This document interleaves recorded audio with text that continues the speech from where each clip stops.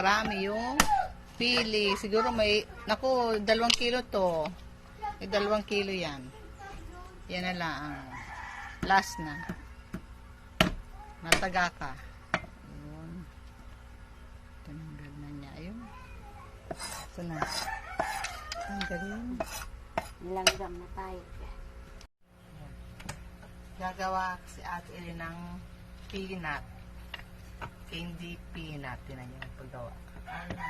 Tanggal natin. Ito ang product sa Bicol. Di ito binibili. Nalalaglag lang sa lupa. Yan, pupulutin na lang. Libre dito ang pili. Sa kapag wala ka makita ang pili. Pag may pili doon, ang mahal-mahal pa. Dito pupulutin lang. Punta ka lang sa lupa. Kusang nalalaglag yung pili.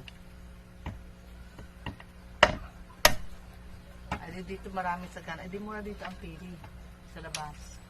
Ang binibili. Minsan yung dyan sa ano, mahal na din. Pinasa na nila. Nagawa na.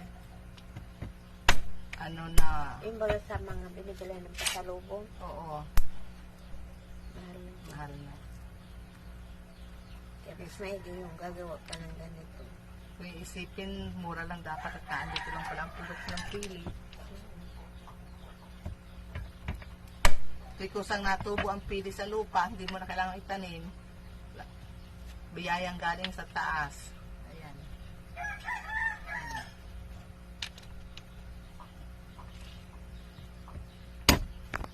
Panay pili yan. Pili.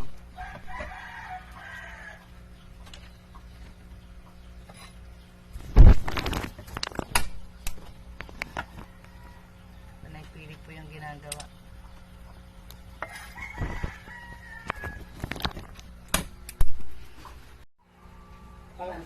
Hindi madaling magawa ng Pilipinat ha. Kailangan putulin mo pa ito sa gitna. Ganitong pagputol, gitain mo yan sa gitna. Na-diretso. Ayun. Pili. Ayan. Ginagawin itong hipag ko na ano, Pilipinat. Tulutuin daw niya. Ayan pa. Oh, ito. Hindi madaling magawa ng Pilipinat. Ito kasi ang kalimitang product sa dito sa Bicol, bungga, baka kay Alban. Sa kanila ang pili pinupulot, sa kapalongga, ang bihira ka makakita ng pili. Bode po. Kala? Ayan sila, nagawa sila ng pili. Kala ito natin, naputol ko na lang. Uy, ang dami na nabibiyak. O, ayan na, papalitan na niya ako sa mandaw. Kaya na, upuan natin. Dami na lang daro. Upuan mo, upuan mo. Pili. Ay, naputol. Ayan, ano, bukisa na kami. Yung gaganito niya, kailangan pagpunin ng ganito. Para mabilis aray ko nilang gama. Sabi nga, ayan o. Dami na lang daro. Kasama yan sa video. Talaglag. Ito yan, gaganahin yung pili. Oo, nakuha ay naputol. Ganon. Ayan. Dami na lang naputol. Dami ko naputol, lahat sila naputol, hindi na buo. Putol-putol ba ganun pag ano po? Ayan, gano'n. Kaysa ano, oh, ayan. Ayun. Mahal ang kilo ng pili, ah. Magkano kilo? Pag ganyan nabalatan na yata. Ayun na rin pa. Uy, matanga dyan yung... Hindi na tayo bibilit. Andito lang ang pili. Pulutin ako. Pulutin sa puno. Pag naluto yan, gulpi na yan. Oo, hindi lang yung 1 kilo.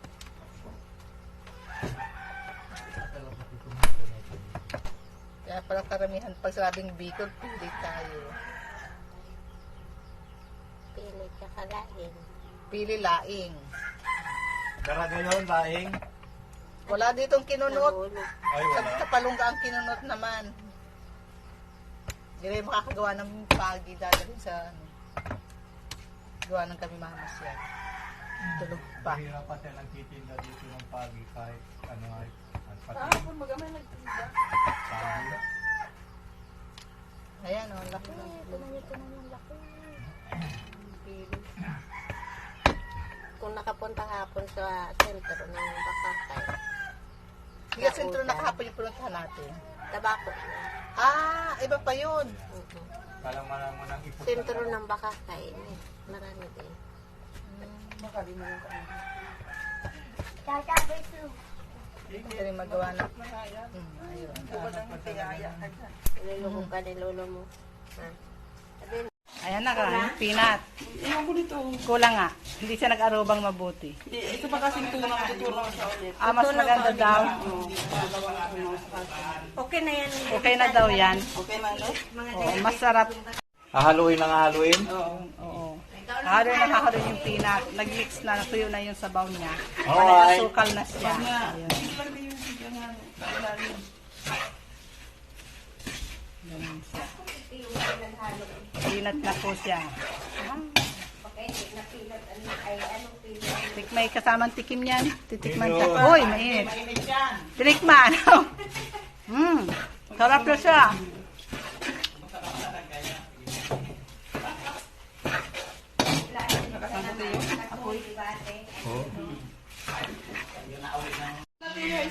Ayan po yung aming Tagalog. Okay na? Kasama din po dyan sa ingredients yung tawel. Okay na? Salamat. Ayan yung peanut. Oh, hindi madali magluto ng peanut. Ayan, nag-sticky na siya. Yan ang sinasabi ni Ludi. Okay na pala, luto na. Luto na po siya.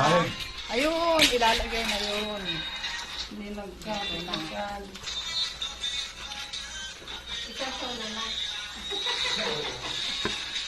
Ang hinahanap mo yung kagaya ng parang binibenta, no? Yung nag-sticky siya mabuti.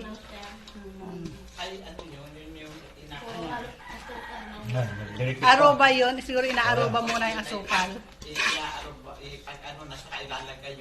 Ayan, yung peanut. Sariling luto. Sariling ingredients po yan. Sariling pawis. Ayun, ang aming taga, ano. Ayun, kawawa naman si Lodi. Mahirap yung maghalo. Para nagawa ka ng ano ng Oh, sarap. para ka ng mga halo. Ganito pagluto ng pili. 80 pesos. Sasangag nyo pala siya muna. Ayun. Nagbibideo kasi ako. Para alam ko paano pagluluto niyan. Ayun. Ilang minutes yan bago maluto? Hindi ko na inuurasan. Wala nang sariling oras. Sariling oras lang yan, ha? Basta nag-brown na po yan, luto na. Ganun na pagluluto niya. Nahanguin pa yan. Hanguin pa? Nilalagyan ng asukal. Lalagyan na daw siya ng asukal pag medyo luto na. Wala rin pong sukat yung asukal. Ay, 1 kilo ito. Ay, kalahati. 1 kilo nga yan. 1 kilo asukal. Kinilo mo yan ating peanut. Siguro sa iyon ay 2 kilo. 1 kilo sa 2 kilong peanut.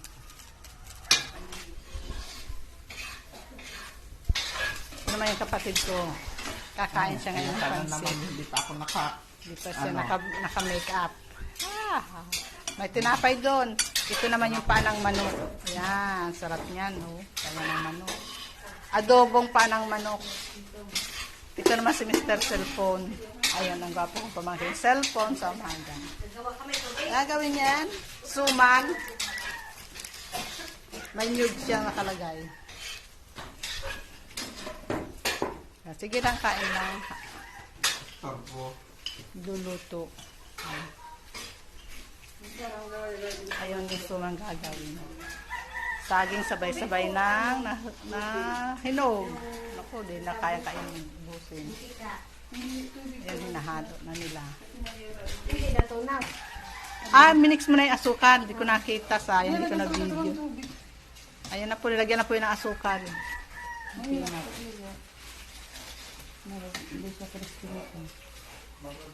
Yan yung binibenta. Pasalubong. Bakit yung nilagyan mo tubig? Konti lang. Oo, kalating baso. Para matunaw ang asukal. Nilagyan po pala na Pwede konting na yung tubig. ganyan. Pabigyan na. Ayun, meron. Yung mainit. Lagyan na konting tubig. Para daw po mag-crispy yung peanut. Hindi mo ko nagtitinapos ang umaga. Dili na. Sarap pala natunaw siya. O, para mag-aruba yung asukal. Yan ang finished product ng pili pagkatapos lutuin. Sangkot siya sa asukal. Sarap po yan. Tikman natin. Titikman po natin yung peanut. Luto na. Parang na magtakot. Kasama yan sa hala. Ano? Halika doon, titikman mo. Kasama ito sa ingredients diyan. Tikim-tikim. Hop. Sarap. Lalo na tikim. Tikman nyo. Saan mo eh. O, paano? Sa asukal, oh. Hindi na ako. Dapat ang makuha ito, Aruba. Ibabag mo na agad yan. Pahing tubig Darwin. Tira natin. Ay, ito big. Ayun o, kumuha ka na lang. Yan lang, ganyan. Bakit ibababa yung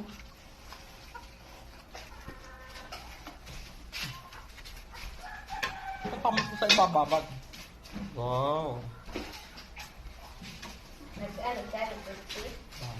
Sticky.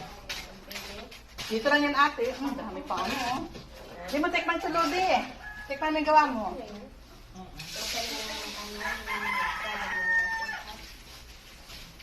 Kapag kailangan ibabad ka agad nang hindi mano yung kawali. Kasama yung kutsara. Kasama yung gusta. Ibabag mo yan para maalis yung Ay, kukunin ko pa yung ano. Salamat. Sticky pa? Ay, kapal mo yan. sayang pa yun.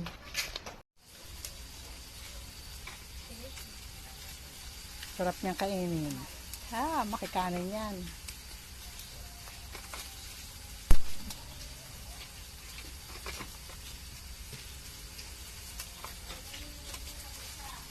Yan yung kagaya ng binibili natin sa labas.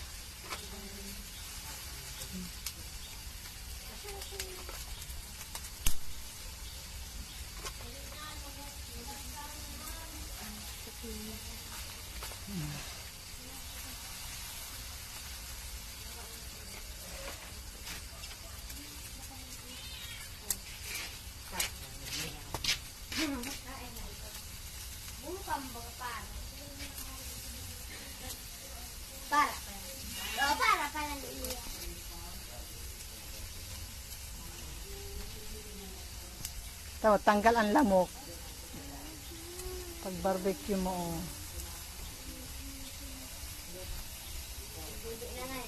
Nasi Nasunog yung mga taba. Okay lang yan. Maigingat na sunog-sunog. Ay di, wala siya masyadong taba. Luto na. Nakaluto na si Marlon. Kainan na.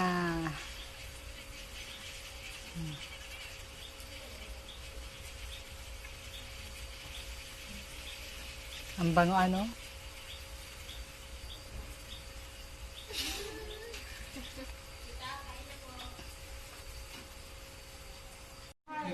Ganyan kami. Kung hindi na kailangan ng ano, bayan mga tamad magtando. Kain na! Magawa ng Pilipinat si Ate Ellen, tapos gagawa daw siya ng ibos. Di ko lang na-video yung paano paggawa ng ibos. Ayan, may mga prutas. Sariling product ito din. Hindi ito binibili. Product ito dito sa kanilang bahay. Kanilang lugar. Sa bahay nila may mga tanim na saging. Ayan siya. Tapos gagawa sa atin ng ibos. Tapos, mamaya titikman ko kung masarap yan.